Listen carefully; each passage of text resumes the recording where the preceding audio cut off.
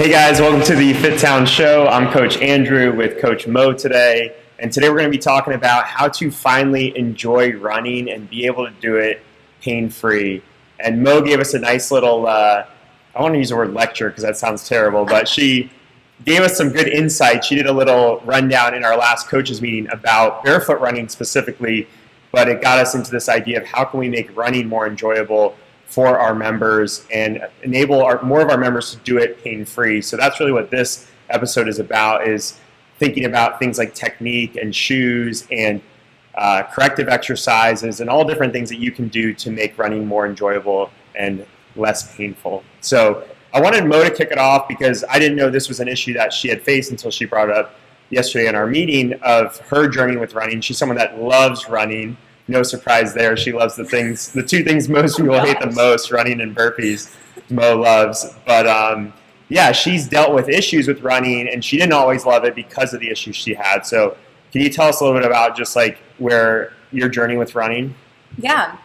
So it was my first step into fitness because mostly it was like free. I didn't have to pay for any equipment. I literally just made myself go run circles around my neighborhood when I was 11.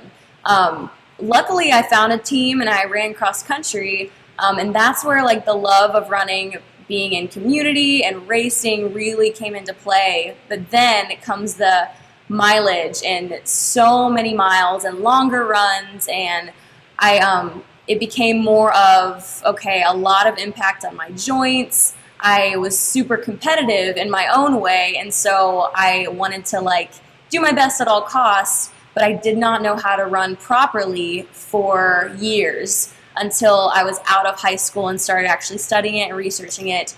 But I had dealt with shin splints, hip issues, back issues. My feet were killing me. My knees hurt. And that was about the time when I started some cross training, just kind of like leg extensions, leg curls at the Y. But I started learning a little bit about, okay, like what is good for my knees? How can I avoid, I was told like lunges were bad for my knees. So I had just all of these things in my head, like how can I still run and get better at it? But the biggest thing for me was like running pain-free, because you can grit and bear it for so long, but I couldn't do that for the rest of my life. Yeah. So there was definitely a point where I had to just like stop running or figure out how to fix it. What do you feel like moved the needle most for you? Was it technique thing? Was it strengthening? Was it logging less miles? What was it for you? It was definitely strengthening. I tried so many different things with technique, but I didn't really find my own technique until I realized I should probably figure out how to strengthen these muscles that are causing gait issues. But then that really plays into, okay, like how can I still run? And then it comes down to like technique and how can that keep me moving safer without me completely stopping. Yeah, and running injuries are very common. That was what surprised me yesterday, is that you gave us the stats that of every 1,000 hours logged in different sports, running had the highest injury rate, which is like 7.5 to 17.5 injuries per 1,000 hours of running, whereas weightlifting and powerlifting were below 5, which most people would think of those as more, injury activities. So why do you think so many injuries are happening with running? It comes down to sometimes it's the easiest thing for anyone to get into. And so people just go and do it without coaching, which is something that, okay, powerlifting and weightlifting, it has coaching, hopefully. So it's easily accessible, and so there's so much information as well, so we don't know how to. And so the easiest thing to do is buy a big, thick pair of Brooks shoes and hit the pavement for as far as you can go, and then as fast as you can go. And so it's all the repetition, the impact, and we don't even know if we're doing it well until we get an injury and we're like, oh, dang, I guess I'm just weak. I need to push through it. So it's so accessible, but there's a lot of just misconceptions about it. Yeah, the thing that jumps out to me is once you have this accessibility to it, a lot of people usually exclusively run. That becomes their only mode of fitness, or like 80% of what they do is running. And there's so much impact in that. And like you said, if there's not good technique in place, I mean, how many steps was it that you said, like, in a given minute or given time frame? Yeah, 180 per minute for like an average marathon runner. So long distance, and then cut that down by however many minutes you're running. Right. So if you're doing, even 10 minutes, you've taken 1,800 essentially small single leg jumps. Like if you think about it like that, you've taken 1,800 single leg jumps compared to, like, if we were to do 900 jump rope, people would think that's so crazy or excessive in a day, but you don't think of it in running, right? And not that running is important and essential, because I think it's probably the most important and essential thing that we do, but we also have to realize what impact is happening. And it's also just, I think one of the things that creates it is it's the same pattern and over again. And that's what makes it a great aerobic training tool, is that it is the same movement over and over, and you can hopefully modulate your heart rate and stay smooth. But in terms of the mechanics of your body, that's where you get these really chronic issues, is because if your foot's landing a little bit off over and over and over 1,800 times in 10 minutes, then you get these really bad chronic issues. Right. And so a lot of people, their solution is like to either stop running or I just need new shoes. And I hear that all the time. And so I think that's where we can start to help you right where you're at to enjoy running, whether it's just trying it in the warm-up and getting you off the bike, or breaking it down and really diving into, okay, you want to run a half marathon, like how can we get you there safely? Because it has the highest injury rates, but we do have a solution. Yeah. Let's talk about technique things that people can do. And admittedly, I think it's something that we do really poorly at our gym as coaches, that I want to do better at is coach running and give people more cueing and corrections that they can apply in the middle of a workout for their running technique. But what are some of the most common technique issues that you think someone could hear this and potentially apply to their running right away? First one, I think, is heel striking. And when I see someone run and their leg is either locked out and it's in front of their body, that is the first thing that I think of as far as all of your impact. It's not going into your cushy shoe, it's going right to your heel, where plantar fasciitis is stemmed from, right to your ankles, shins, knees. And so heel striking, instead of in reaching out in front of you, instead of keeping your foot right underneath you and trying to land midfoot, not like on your tippy toes, not on the ball of your toe, but trying to land softly in the middle of your foot and just staying under your center of gravity, can fix even the next issues that we'll talk about. So I think like heel striking and getting your feet underneath you is sometimes the easiest way to just keep that impact down and keep your body moving in the right direction. Otherwise, it is like you're braking in front of you every single step. Yeah, I remember, and I think about it more as growing up, being taught how to sprint in baseball and be fast, and you were taught to stride and reach, and I still don't think that's good sprinting technique, but it really is not good distance or more pacing technique because like you said, that once that heel hits, you've just stopped all your momentum, all your force, and then you almost have to drag and pull yourself back again, and everything's working so much harder. Yeah, and it might feel good, I feel my hamstrings, my legs are on fire, but in something like running, that's a waste of energy, because you actually want that mechanical feel and less muscles and more of just keep the ball rolling, and so you're able to run longer without feeling all the fatigue. What's another big mistake that people make? I think the next one that I look at is wear your arms, which is something way up the body, but it really shows energy displacement. So I try to think of, okay, instead of way up here, elbows at 90, and instead of swinging across your body, because that was my problem for a long time, because it feels like you're working really hard, but it really should be maybe hand to ear and then hip if you're sprinting, but really it's about just keeping that 90 degrees, swinging straight forward, because that is where you're going. You don't want to go side to side. Yeah, I see the same thing on the lower half as well, where the feet start to swing out, and I don't know if that's lower body causing the upper body to do it, upper body causing the lower body to do it, but you usually tend to see both, where if one, the heels are swinging out wide, or you're landing a little bit duck-footed or pigeon-footed, all that stuff, you just have energy that's not going in the direction you want to go. Yeah, and I remember even talking to some like CrossFitters way back whenever we had sprinting days, and their abs were so sore from sprints, and I just picture all of this twisting. It's like doing these Russian twists during a run, and it's like, dang it, like that feels good, but something was wrong. Yeah. Are there any other big ones that you think our members can fix? Definitely where your torso is. So if you think about leaning forward or maybe even looking at the ground, you might feel like you're falling forward, and that's a good mindset, but you're actually going to put a lot of pressure on your low back, but also it's wasted energy keeping you facing the ground when you need to be thinking about, okay, facing up, staying nice and tall, and it actually helps you relax in a run a little bit more. It's less grounding yourself and just trying to hunker down and get it done. So it kind of helps you even see the sights and see the horizon and just keep yourself focusing forward. And we talked about this yesterday, but then you can get overcorrect and get too tall, and then a lot of athletes might get too tall because they're actually trying to slow their heart rate down, but they're losing efficiency. Yeah, it's a really fine line, and it just takes practice as far as you want your torso to be leaning forward to help yourself move forward, and then if you need to slow down, you almost just want to take it back a notch without the degree of bending at the hips. So that's kind of what I look at, especially if your butt is back when you're running.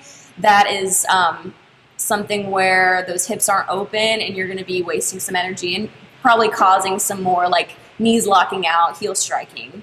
Yeah, I remember we did the pose running training, and we brought some of those drills into the members, like some of the falling drills and like the trust stuff where you're leaning forward and starting to run. And it's just so interesting how, like, you know, if you really let gravity do some of the work, that it makes it a lot more easier. And then that what becomes the limiting factor is your heart rate and is your breathing, because you're actually really efficient, but you have to turn it over quickly. You know, it's like if you put your RPMs down to 0 on a ski or bike, you can turn it over quickly, but that can then, you're not muscle fatiguing, but now it can be more that breathing fatigue. And one thing I know I always had to focus on, because they would video you when you would be at this pose thing, is that the lean forward, like you said, isn't a lean forward of a hunch forward at the hips or a round forward, but it's almost like you're taking your hips, your belly button, and your shoulders a little bit forward. It's all moving together. It's not just one piece of it coming forward. Yeah. And the visual that I had heard is like someone has a rope around your hips and they're pulling you forward. For me, that didn't necessarily work because I was always like way back here, okay, hips are pulling me forward. But if you do keep that bend out of it, whether butt back or hips too far forward, and you keep that straight line, it should be from that center, just pulling you forward. So we talked more about what's wrong rather than what's right. What are some easy cues that people can think about? It could be stuff you've already kind of said, but like, what is a quick like 2 or 3 cues that people can think of while they're running in more of a positive reinforcement type of way? Definitely. So my mantra was always like stay light. So keep your footfall super light. Right once your foot hits the ground or like kisses the ground, you're thinking of lifting already. So super light does cause your cadence to increase, and so you can kind of get into that freak out moment of I'm going way too fast, but you're staying super safe on your joints. Stay light through your feet. Also thinking about keeping your feet underneath you is going to be huge. So if you even want to look down for a couple steps, like do you see your feet reaching out in front of you? That's a good cue to think about, okay, can I actually just hop my feet up and down and keep them underneath me and avoid that pull and reach. And then one really important one for me is definitely soft knees. So trying never to get those legs out locked in front of you or even underneath you, but just staying very light and keeping your knees bent. And just to point out something you said, a high turnover rate is a good thing, right? We want to have that turnover because it means that it's sort of taking away the impact of each step, and it's allowing us just this kind of like cyclical turnover where the legs aren't really having to do any huge amount of work at any given time, but they're just constantly in motion. Yeah, and that's where you get that phrase running economy is you want to use as little energy as possible, even though running just seems like pure energy, but you're trying to build that mechanical force just by quick feet, just like we tell you with RPMs on a bike. Mm-hmm. And then that would then lead to the head not moving as much, right? Yeah. You're not doing these like jumps up and down. Yeah. Is that something you pay attention to? Like, can I focus on an object? Do you pay attention to that to see how steady you're being in that sense? Sometimes I'll look at signs, like maybe the 811 sign or something, and I'm seeing, are my eyes bobbing up and down? But for females with hair, with long hair, something that I was told is like, is your ponytail, or for me, it's always like a bun. Is it bopping up and down? Is it going side to side? And then maybe if you have even like glasses or like a hat, like where is that hat? Is it staying completely straight, completely forward? Or do you feel kind of this displacement? And all of that, either up and down or that side to side, it's wasted energy. So it gives me a focal point to keep going. If I'm like, okay, I'm watching or I'm feeling this ponytail, am I staying totally smooth and totally relaxed? Cool. So let's shift on to the next thing that kind of contributes to people either being hurt when they run or just not enjoying it as much. And it was the one that you brought to the table yesterday, which is the idea of barefoot running, but specifically shoes. Shoes is creating a lot of issues. So what are the big issues with shoes for people? The first thing that I think of is it feels like you're running on a cloud, but all of that impact and all of that rubber underneath your feet totally takes out your foot sensing, and especially your heel sensing, how hard am I really bashing my joints into the ground. So the thickness, it might feel like it's protecting you, but over time, that's definitely how I got my injuries. So taking a shoe and getting the most minimalist as possible, or even the lightest shoe as possible, and trying to almost flatten out that foot and sense the ground a little bit more. So getting your feet closer to the ground, whether barefoot or with a minimalist shoe, can really get your body sensing and reacting a little bit more versus pounding and never even knowing until you have knee issues. Mm-hmm. Yeah, and that's the most eye-opening part for me is like if you actually look at the foot, it's almost like the foot is its own body. Like you think about all the joints and stuff we have in the rest of our body and muscles and ligaments.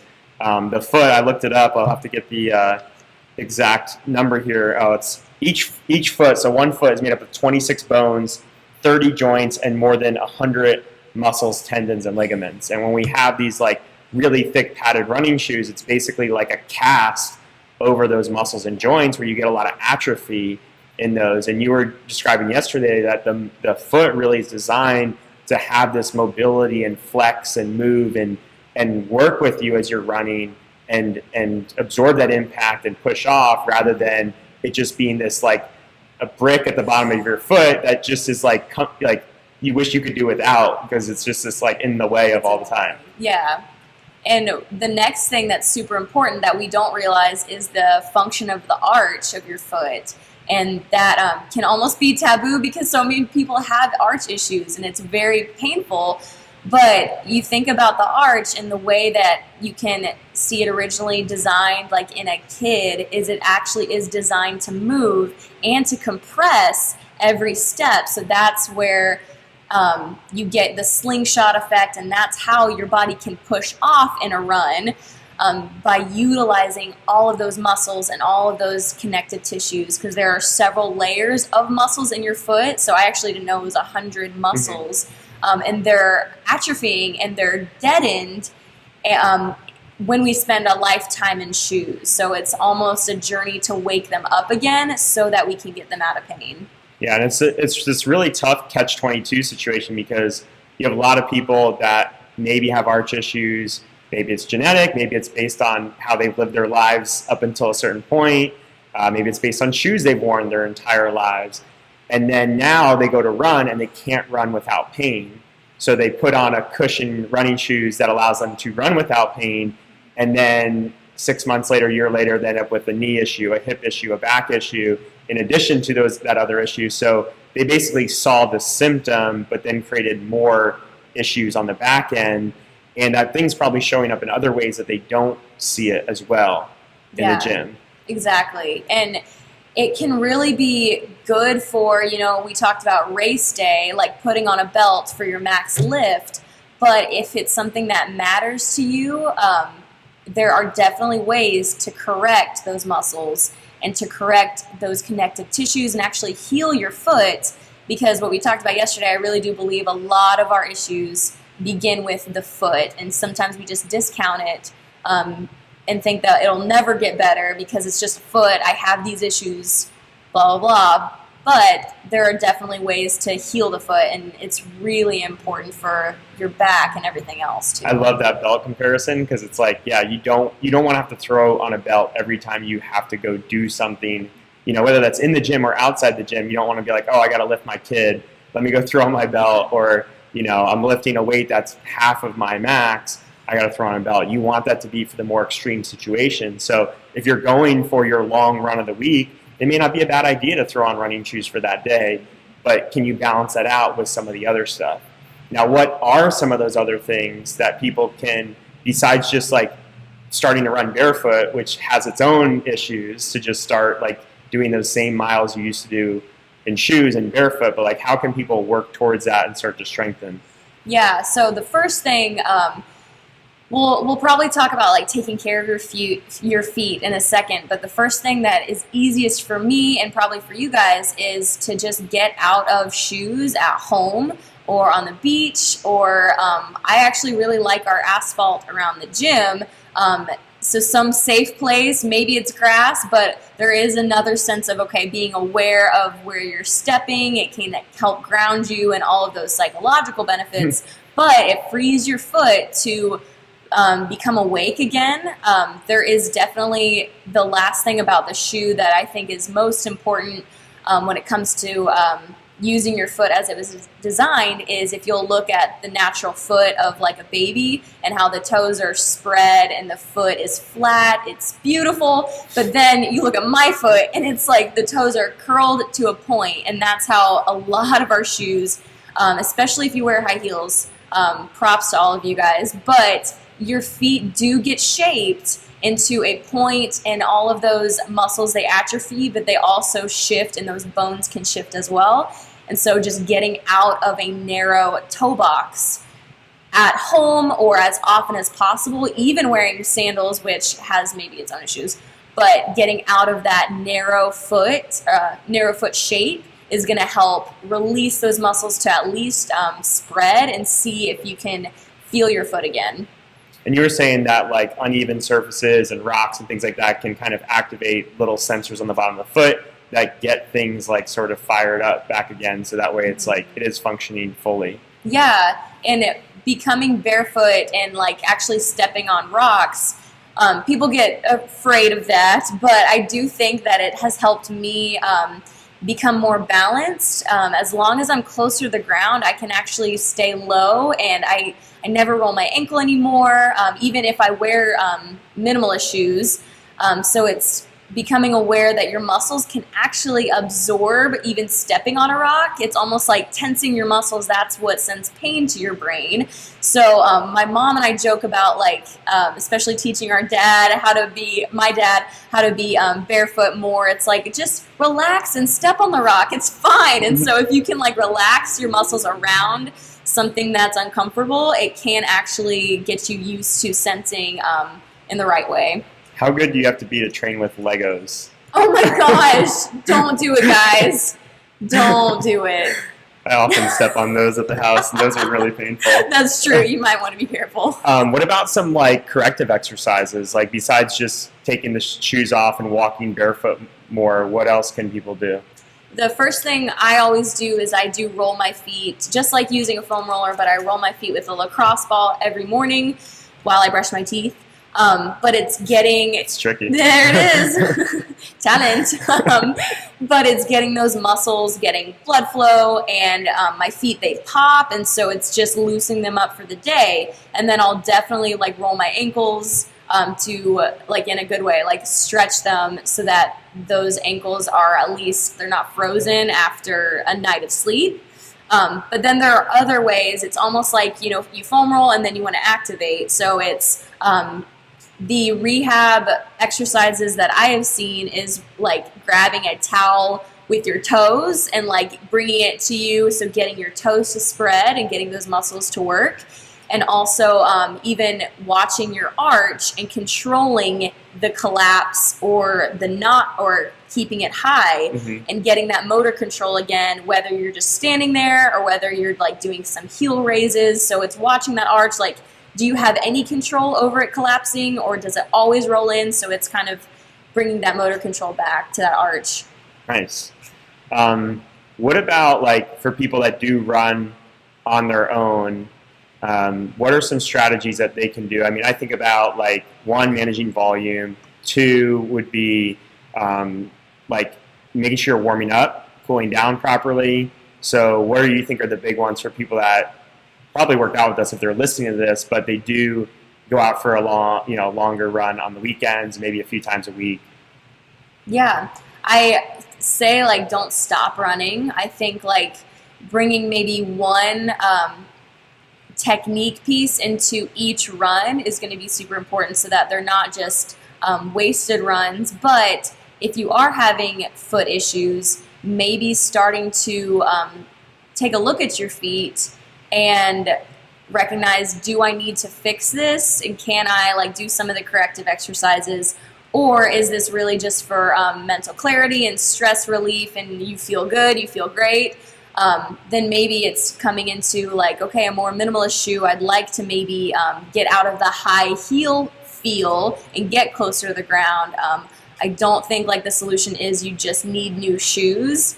So it might save you some money there, but there are a lot of ways that you can still enjoy your runs while you're doing some cross training, and then just trying to get yourself out of pain with really technique and then consistency with that.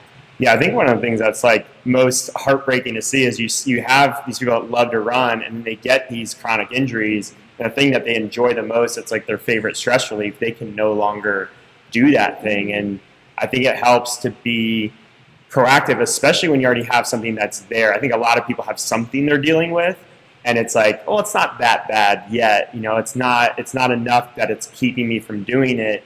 And that's where you start to add on these things of like, okay, I'm going to add the cushier shoes.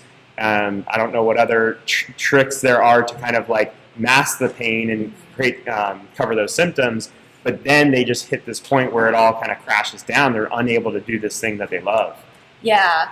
I think going to like a running store, they usually are trying to upsell you. And so like getting the arch supports is something that a lot of people fall into, even though they don't know, do they need it? They don't know because they're just in pain. And so trying to maybe dig into how can your body heal on its own without masking the pain is something that's huge. Like trying to find the solution if it is super important to you through almost like holistic methods rather than just the Band-Aid and more gear. But yeah, it can be really frustrating. I've had some dark days whenever like functional fitness really, where it's like running is all I am, and then you just have to decide like, wait, okay, maybe I am more than just my sport as well. So it can be tough. What are your favorite shoes for running specifically? I really have liked Merrell's in the past, which they have a really nice wide toe box, and those are the ones where I really trained to land lightly as well. They're really minimalist. Right now, I really liked my Metcons for a while. They are pretty flat, but I always, and now I have Ons, which I see a lot of our members have them, but I always take the insole, like the one that's already in there, I always take it out, and it's like flat, and that way there isn't a big heel to toe drop, so I don't wear my insoles in any of my shoes. But yeah, those are my favorite right now. And then for more of the in the gym with us type of shoe, Noble's pretty good, Reebok's pretty good, or do you not like those? I think I had the wrong size in the Nobles because that's what caused some Achilles issues for me. It was the wrong size. And so I switched to nanos. Do you have the Noble runners or the Noble trainers? They're trainers. Trainers, okay. Yes. So like in the gym, I really love the Nano X's. Those are the only ones that I've tried, but they have a nice wide toe box that I really like. Cool. What else? What else could we help people out with their running technique?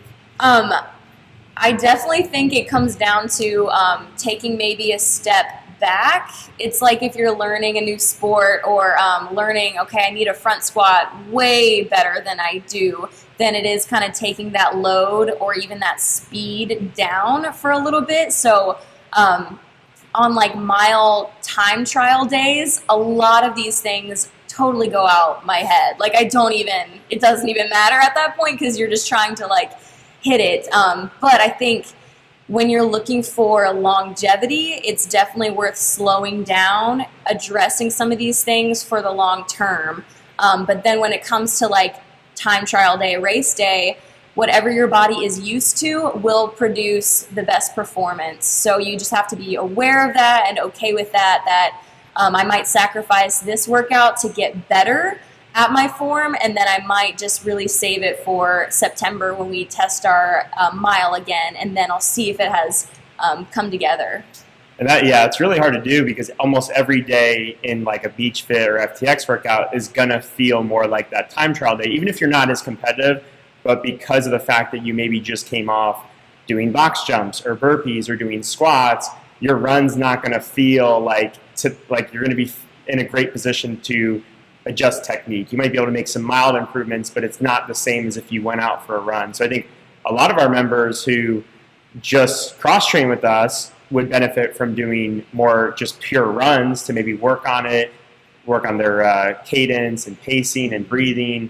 And then I think for people that are more skewed heavily towards the running, they would really see a good balance by adding in more cross-training. Yeah, I really think that is it. When we even talked about like running on different terrain, like keep it constantly varied, like keep trying new things. And that's one of the cool things about like life, but also our sport is like keep your body guessing and just see what works for you. But I have to applaud some of our members who like go out before workouts or after and they just run a mile just because they want to get better at it. And so those are the times, especially if it's extra, to focus on some of these things to help you actually enjoy it, because it is possible. It is possible, yeah. We can't force you to enjoy it, but we figure if we can help you improve your technique and get better at it and do it pain-free, then there's a good chance you're going to enjoy it. Cool, we'll wrap up there. Yes. Do you have anything else to add? Burpees are next. Burpees are next. How can we enjoy burpees? That'll be a short episode. All right, we'll see you on the next one, guys. Thanks for joining.